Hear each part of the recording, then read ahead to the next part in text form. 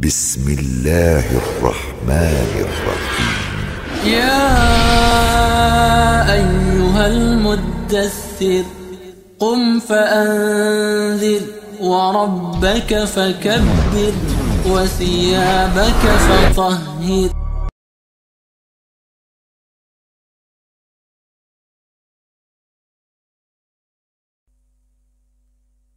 Assalamualaikum warahmatullahi wabarakatuh. Para pemirsa di mana saja Anda berada, kembali kita bersama pemateri kita Bapak Dr. Andes Haji Iswan Muhammad Isa. Untuk episode kali ini, episode 58, kita akan coba menggali makna salawat di dalam dunia matrik. Kita sering mendengar kata salawat, bahkan kita sering melaksanakan perintah-perintah Allah di dalam aktivitas kita sehari-hari, terutama di dalam sholat. Kita sering membaca salawat di dalam tahajud kita.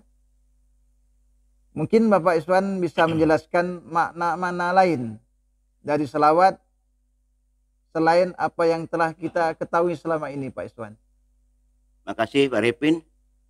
Assalamualaikum warahmatullahi wabarakatuh. Alhamdulillah kita sudah mencapai pada saat ini tema yang ke-58 Pak Ripin ya. Tadi Pak Ripin katakan mungkin hari ini mau membicarakan apa makna sholawat dalam dunia matrik. Pada tema lalu kita sudah tahu bahwa dunia matrik ini adalah dunia yang kita tinggali saat ini, yang dapat kita sentuh, dapat kita rasakan, dapat kita alami, baik dalam kenyataan yang sehari-hari maupun di dalam perkembangan teknologi dengan adanya dunia virtual, cyberspace dan lain sebagainya.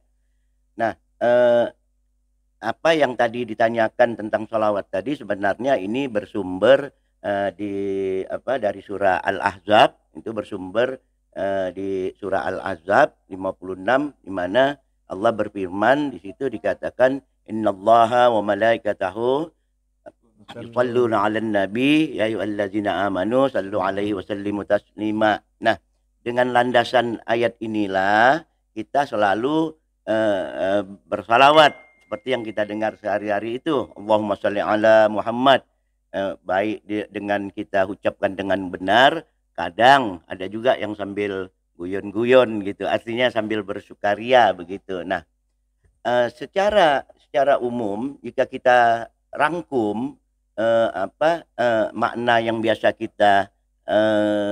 kita ketahui di dalam hal sehari-hari selama ini, seperti yang dikembangkan oleh para penafsir dan para pendapat para intelektual dan ulama kita, yaitu dia seputar daripada arti daripada salawat itu seputar daripada bermakna doa, bermakna rahmat atau ampunan.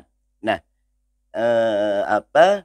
dengan makna inilah sering dikatakan bahwa ketika Allah bersalawat kepada Allah dan malaikat bersalawat kepada Rasulullah, itu berarti Allah memberikan rahmatnya atau kalau malaikat bersalawat kepada Rasulullah, itu dikatakan malaikat memohonkan ampun dan lain sebagainya, tapi tidak lepas dari perkataan itu. Nah, tadi dikatakan juga statement selawat ini juga secara vokal, secara verbal kita gunakan juga di dalam sholat kita, di dalam tahiyat awal itu begitu. Tapi apapun semua kalau kita lihat yang kita pahami selama ini hanya berbentuk dari ucapan-ucapan, bukan dimaknai dari tindakan-tindakan atau aktivitas kita dalam memaknai arti salawat ini. Nah, dari terlepas dari semua itu, mungkin sebelum sebelum kita melihat makna salawat dari sisi lain, ini saya ingin menjelaskan dulu ada dua istilah, dua istilah yang dikenal, yang bukan dari istilah dari makna kata dunia Islam, tapi kata ini sudah dipergunakan jauh, bahkan jauh sebelum Masehi yang dirintis oleh Aristoteles. Nah, dua perkataan ini adalah imanen dan transenden. Nah, imanen dan transenden.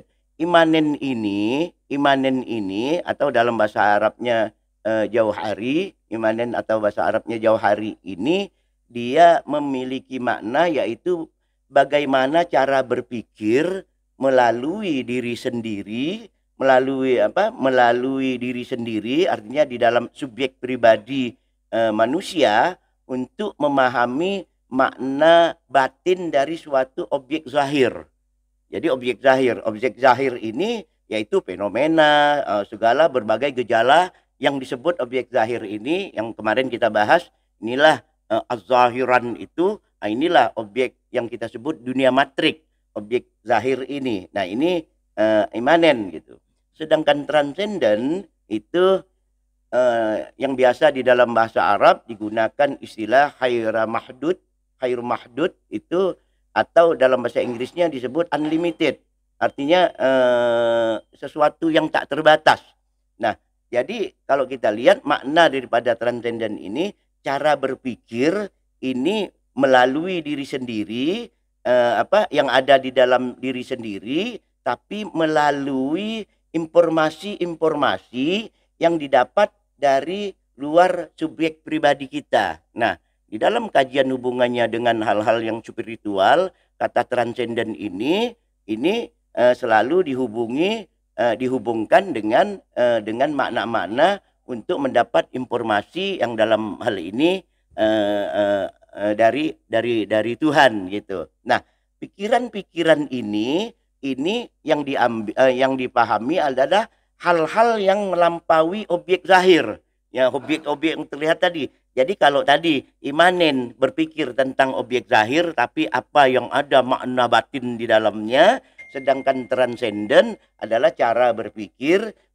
melalui informasi-informasi yang didapat dari luar. Jadi dengan perkataan lain bahwa hal-hal yang imanen itu dia berasal dari dalam dunia matrik ini, sedangkan hal-hal yang transenden dia berasal dari luar dunia matrik ini gitu. Nah, ini dua. Nah, sekarang mari kita lihat kata salawat yang seperti yang ditanyakan tadi. Salawat ini adalah bentuk jamak daripada kata solat. Jadi solat yang kita katakan biasa kita salat itu adalah bentuk tunggal, sedangkan salawat adalah bentuk jamaknya. Nah, ini berasal dari kata sala atau kata sala yuslah.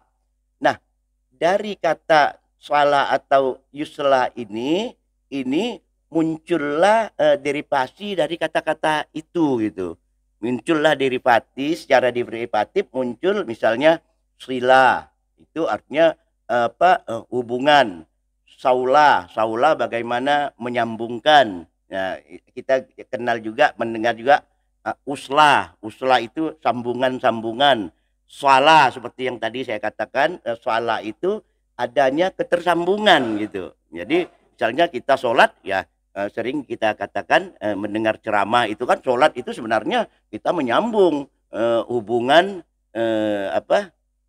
kita dengan Allah, hal-hal yang bersifat transenden gitu anak. Kita juga mendengar kata wasilah.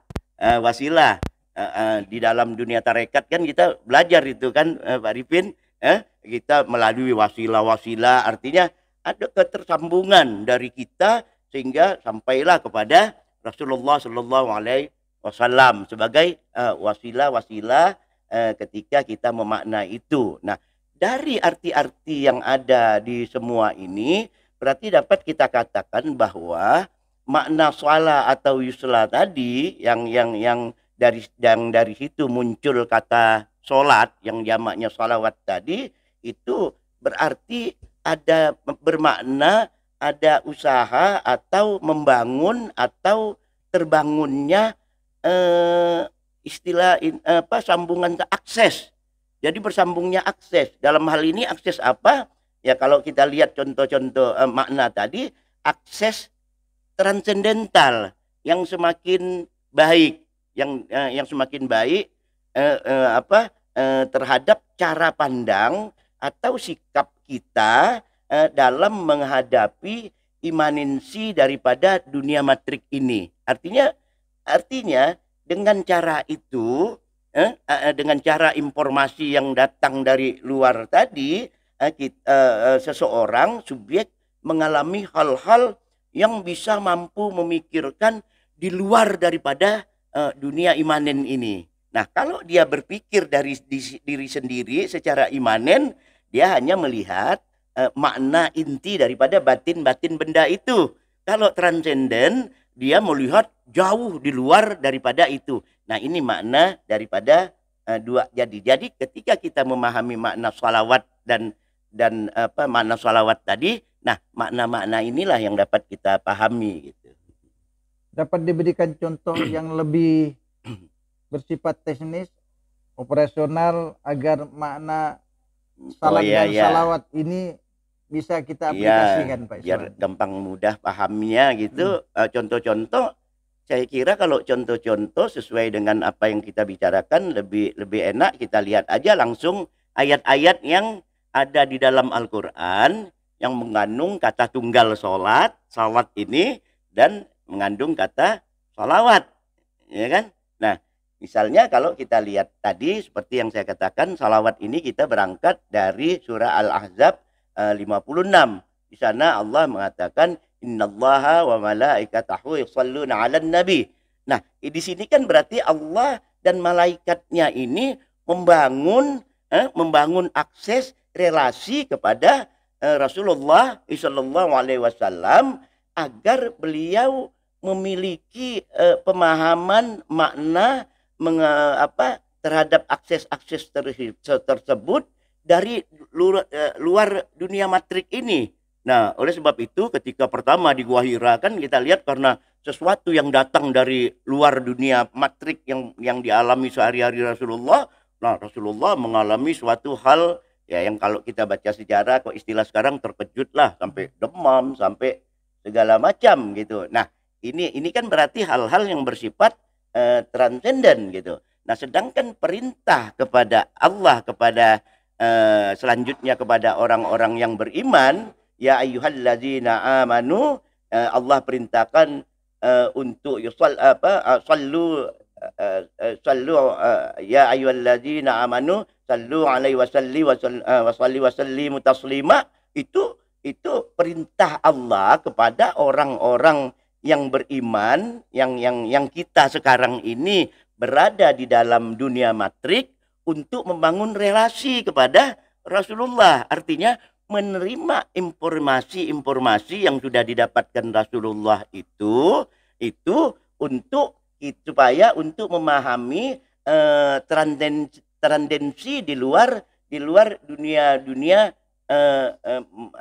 matrik. Nah, yang kita perlukan itu hal apa saja yang disampaikan Allah dan malaikat kepada Rasulullah tadi. Nah, kita mengadakan relasi dengan mengadakan hubungan kepada Rasulullah Shallallahu Alaihi Wasallam ini supaya kita memiliki apa yang dialami, apa yang diketahui oleh Rasulullah yang dalam hal ini sampai sekarang pada kita kan dalam bentuk Al-Quran, dalam bentuk hadis. Ini kan seluruhnya kan disampaikan oleh Rasulullah. Jadi kalau kita lihat Rasulullah ini sebagai subjek yang menghubungkan kita antara Allah yang transenden, kita yang imanen gitu. Makanya di dalam dulu pernah sahabat menanya, ya Rasulullah, kita ini kan manusia biasa. Bagaimana kita harus mengenal Allah yang sangat tak bisa terjangkau, yang bersifat transenden tadi? Nah, turunlah wahyu, ya kan? in tuhibbunallah fattabi'uni. Kalau kau ingin dicintai oleh Allah, kata Allah, fattabi'uni. Ikutlah aku, yuhibbukumullah. Pasti kau akan dicintai oleh Allah. Nah, ikut di sini di dalam dunia antara penghubung ini artinya tidak saja mengikut di dalam dunia, di dalam sosok Rasulullah, ya kan? Tapi juga mengikut hal-hal apa yang bekas-bekas yang ditinggalkan oleh Rasulullah, yaitu Al-Quran dan As-Sunnah. Nah, makanya dunia yang kita katakan ini adalah dunia matrik. Artinya kita mengikuti, mengalami sesuatu tidak harus bagaimana tadi Rasulullah. Kalau sekarang Rasulullah nggak ada.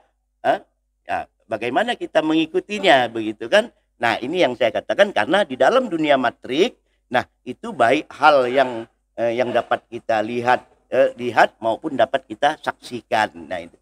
Nah, sekarang kalau kita lihat lagi misalnya penggunaan di dalam kitab di dalam surat Taha. Surat Taha ayat 14 ini Allah katakan ini ana Allah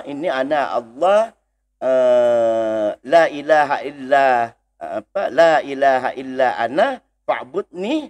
Aku ini Allah, tidak ada Tuhan selain aku. Fa'budni, oleh sebab itu patuhilah aku, kata Allah. Terus Allah katakan wa aqimus shalah li zikri. Nah, ini Allah memerintahkan untuk melakukan akses tapi dalam bentuk melakukan aktivitas secara teknis. Artinya aqimus shalah. Jadi kalau kita lihat Al-Qur'an biasanya secara umum kalau Allah menggunakan aqimus shalah itu salat dalam makna kita mengerjakan ada rukun dan wajibnya itu. Nah, di sini Allah mengatakan itu untuk mengingat aku gitu. Artinya ingat ini kan memori, pengetahuan kita terhadap sesuatu. Nah, ini kan membangun akses juga. Nah, di sini arti daripada kata salat. Kalau salat bentuk tunggal tadi kan, ini kita katakan bentuk tunggal gitu. Nah, ini kalau kita lihat, jadi makna salat atau salawat ini semua bermakna adanya relasi, adanya akses, adanya ketersambungan, membuat usaha sesuatu menjadi bersambung. Seperti kata-kata yang tadi ya kita jelaskan, ada sila, ada saula, ada wasla, ada wasila. Nah, ini kalau kita lihat lagi misalnya di dalam surah Al-Ankabut ayat 45. Di situ dikata Allah berfirman, itu kata Allah, bacalah hai Muhammad, baca ma auha ilaika, apa yang aku wahyukan kepadamu minal kitab, dari kitab ini, dari sistem yang sudah aku buat ini. Terus Allah katakan setelah itu Allah katakan wa aqimus shalah inna salata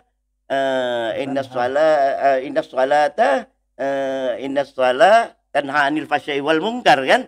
Nah, di sini Allah juga menggunakan dengan perintah teknis. Salat kamu aqimus salat. Nah, aqimus salat. Ada kata aqinya, perintah teknis bahwa itu pendirian salat.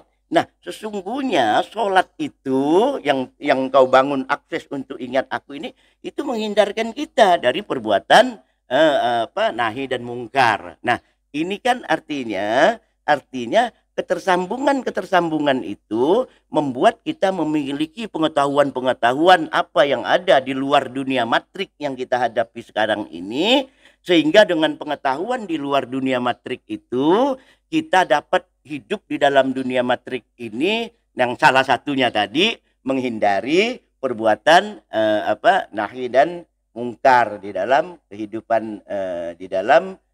kehidupan ini gitu. Nah, ini contoh-contohnya gitu. Bagaimana hubungannya dengan sabar, Pak? Hubungannya dengan sabar. Maksudnya hubungan sabar dengan salat tadi ya. Nah, kalau Pak Arifin tadi nanyakan bagaimana hubungan salat dan sabar tadi dengan, nah ini dapat kita lihat misalnya di surah Al-Baqarah, salah satunya Al-Baqarah 45. Itu kan biasa kita dengar gitu kan, asta'inu bis sabri was salat, itu kan. Nah, berarti ada dua kata nih, sholat, sabar dan sholat. Nah di sini kenapa Allah tidak menggunakan sholat dulu gitu? Di sini kan, di sini Allah tidak, kok sabar dulu gitu. Nah sekarang kan kita hidup di dunia matrik, di dunia alam sebab akibat yang ada di dalam sistem yang apa saja bisa terjadi pada diri kita begitu. Nah yang namanya sabar ini dari kata sabara ini, yang namanya sabar pasti ada sesuatu, ada keadaan, ada hal yang tadinya misalnya kita ingin tapi belum tercapai. Kan maknanya kan itu. Kalau tidak ada sesuatu, misalnya tidak ada apa-apa, misalnya baru bangun tidur, belum kita belum ada masalah, belum apa, datang orang, ya Allah, kau baru bangun tidur, sabar ya kau ya. Ya kan enggak. Yang namanya sabar itu ada sesuatu yang kita inginkan atau kita kerjakan, belum ada hasil sesuai apa yang kita harapkan begitu, atau belum ada hasil yang tampak. Nah, inilah yang disebut dengan sabar gitu.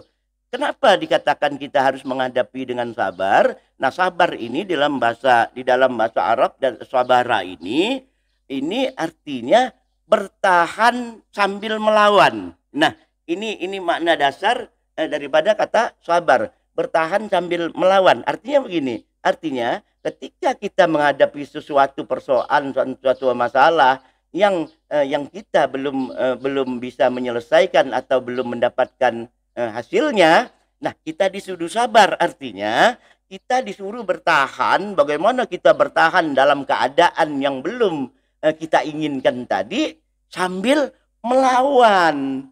Artinya sambil melawan, sambil mengusahakan bagaimana caranya. Nah gitu. Nah oleh sebab itu, untuk menggunakan caranya ini tentu kita memikirkan pikiran-pikiran kita tadi, yang kita hidup di dalam dunia imanen tadi, dengan pikiran-pikiran kita, bagaimana jalan keluarnya, bagaimana caranya. Nah, jadi sabar itu bukan diam aja, itu namanya apa itu? Kok di kampung saya namanya itu bahlul namanya tuh. Enggak ada apa, diam aja, orangnya sabar, dia diam aja, sehari enggak pernah keluar, dia duduk saja. Itu kalau anak-anak bilang itu namanya bahlul tuh kan. Nah, jadi sabar itu ada sesuatu di mana kita bertahan dan kita mengusahakan daripada itu gitu. Nah, disebutlah terus dilanjutkanlah kata itu dengan bisabri wassalat. Ingat tadi dia menggunakan kata bi, kita sudah bahas, berarti ada di dalam itu tadi, di dalam dunia imanen tadi gitu. Nah, kita sekarang minta dengan apa? Dengan sholat. Maksudnya dengan sholat ini, dengan pertolongan adanya, mengharapkan pertolongan-pertolongan yang datang dari dunia transenden, yang dalam hal ini Allah Subhanahu wa Ta'ala, agar kita dapat mendapatkan petunjuk, mendapatkan akses, mendapatkan bagaimana kita menghadapi persoalan-persoalan yang sudah kita hadapi dengan sabar tadi, dibantu dengan akses-akses. Ini yang kalau kita hubungkan dengan itu, bagaimana menghubungkan petunjuk dilala sama petunjuk maunah. Nah, ini yang yang dapat saya sampaikan tentang makna sholawat dalam konteks dunia matrik ini. Apa yang dapat kita simpulkan Pak Iswan dari tema kita kali ini? Iya, sebenarnya kalau kita lihat ya udah dapat kita pahami gitu, kesimpulan. Cuma kalau kita lihat kesimpulannya, pertama, sholawat bukanlah hanya sekedar bermakna seperti kita, apalagi kalau bulan puasa itu kan anak-anak soleh itu. Nah ini bukan, tapi kita lebih luas lagi adalah perintah-perintah, makna perintah Allah, bagaimana kita melakukan, membuka akses diri kita melalui Rasulullah Sallallahu Alaihi Wasallam. Rasulullah yang tadinya mendapat dunia transenden dari Allah, ya kita menghubungkan diri kita kepada Rasulullah, kita mendapatkan informasi-informasi itu.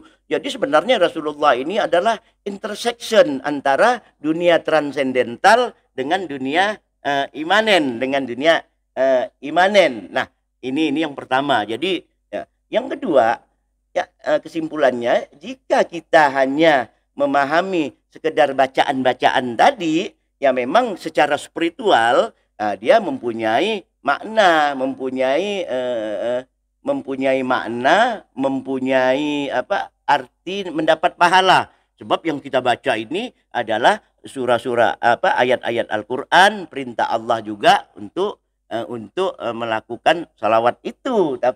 Tapi di dalam dunia matrik, di dalam kehidupan ini, kalau hanya itu yang kita maknai, artinya kurang bermakna dalam hal-hal yang bersifat kita menghadapi teknis kehidupan itu gitu. Artinya kesimpulan yang kedua dari makna perintah salawat ini, Allah memerintahkan bagaimana kita menghadapi dunia imanen ini, dunia matrik ini dengan mengharapkan reda Allah melalui apa yang disampaikan Rasulullah kepada Muhammad, dan kita mendapatkan sambungan tadi, informasi, akses dari Muhammad SAW, yaitu Al-Quran dan Sunnahnya, untuk bagaimana cara kita menghadapi hidup dan kehidupan ini.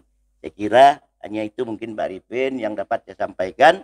Mudah-mudahan bermanfaat bagi kita semua tentang makna sholawat dalam kehidupan dunia matrik ini. Demikian pemirsa apa yang disampaikan Pak Iswan. Mudah-mudahan dapat kita ambil pelajaran. Sampai ketemu di lain kesempatan. Wabillahi taufiq wal hidayah. Wassalamualaikum warahmatullahi wabarakatuh. Waalaikumsalam warahmatullahi wabarakatuh.